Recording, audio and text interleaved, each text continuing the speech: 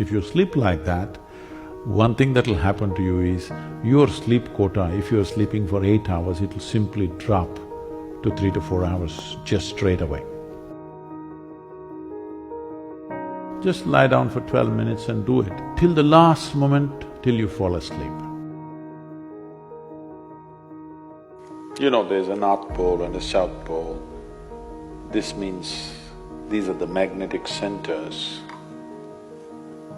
And you also know the whole land masses, whole continents have been slowly being pulled towards the north, they've been traveling. Why the Himalayas is whatever we're seeing, the Himalayan mountain ranges, that Manasarovar, you will find seashells in Manasarovar because at some point it was at mean sea level.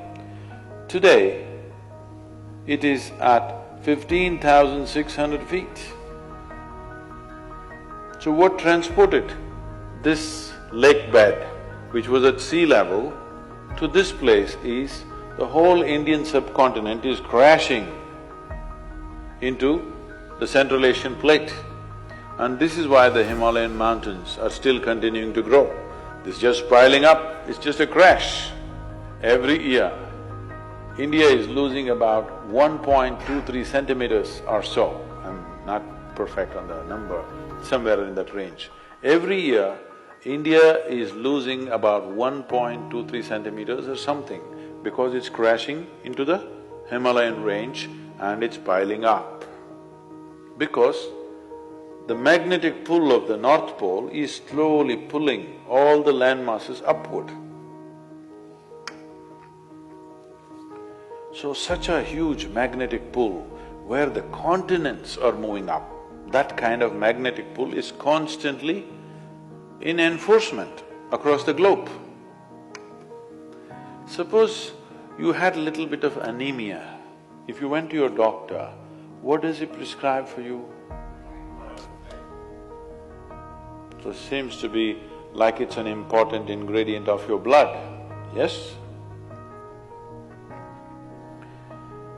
So if iron is floating around in your blood, and if I put a very powerful magnet to the top of your head, it is possible that slowly blood may start moving in that direction, isn't it?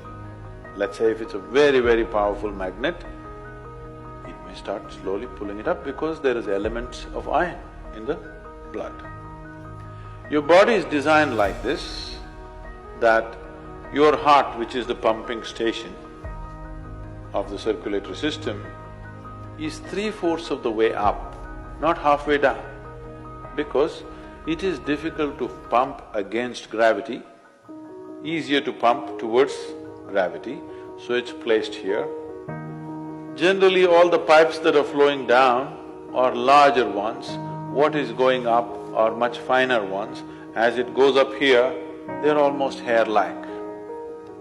So minute that the circulatory system in your brain is such that if one extra drop enters there, hemorrhages will happen.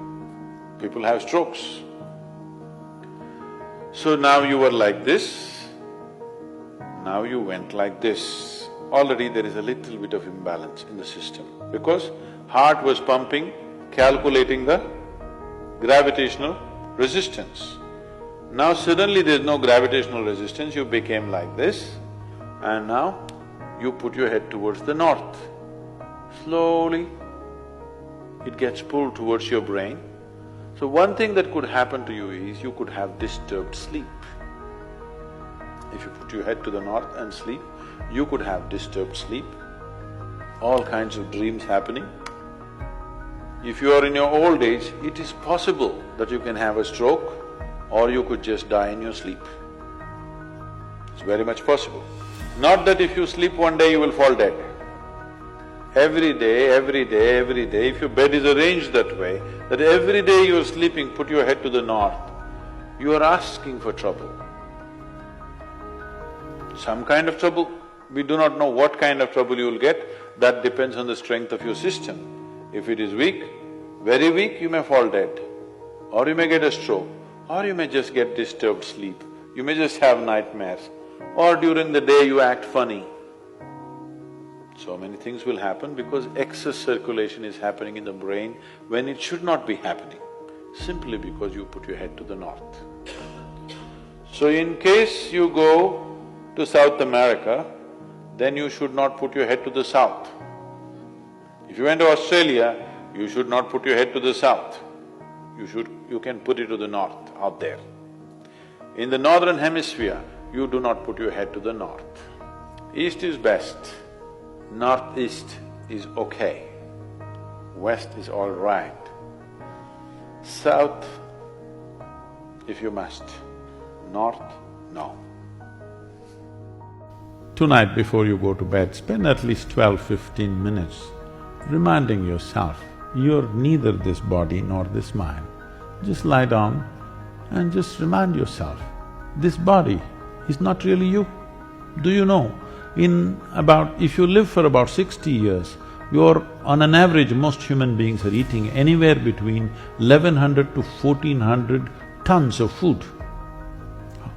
So that means even what you think is my body is not this, it's changing every day.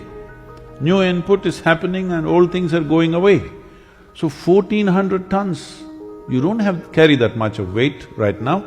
So obviously, what you have as a body right now is just a transient amount of food and soil, isn't it? Hello? So what you think is mine also is not it is just all the time changing. So at least try this much. What is my body is not me. What I think is my mind is not me. It is mine right now for use, but it's not really me.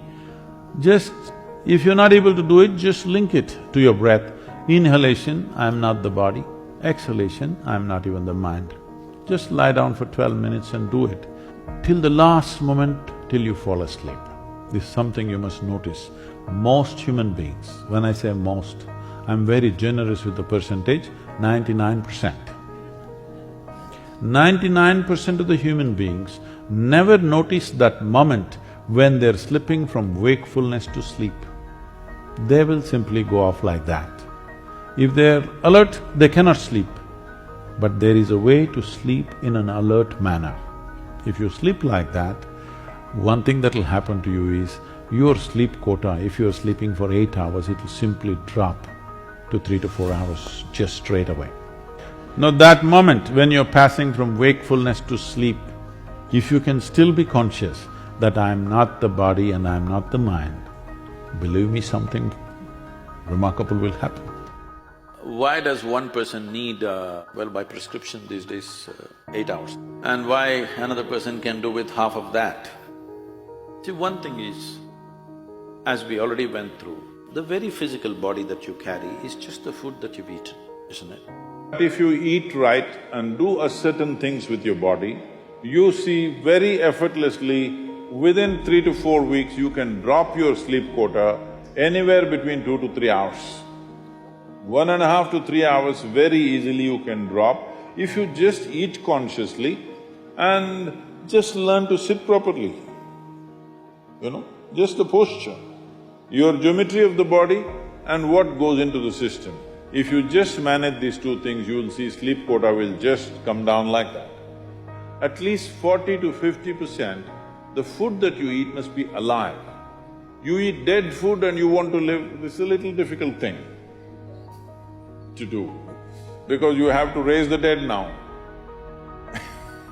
But if you eat live food, one thing you will see is the state of your mind, your focus and your sleep quotas, and above all, staying awake is not good enough, you have to stay alert, isn't it? How alert you are, how focused you are, only to that extent everything yields to you in this world, isn't it so? If you eat a leaf, a vegetable, a fruit, a nut or a sprout, this is much simpler. If you must eat non-vegetarian food, you must eat that which is furthest away from you. So generally, fish and water life is furthest away from you. So if you must eat non-vegetarian food, fish is the best thing to eat that way.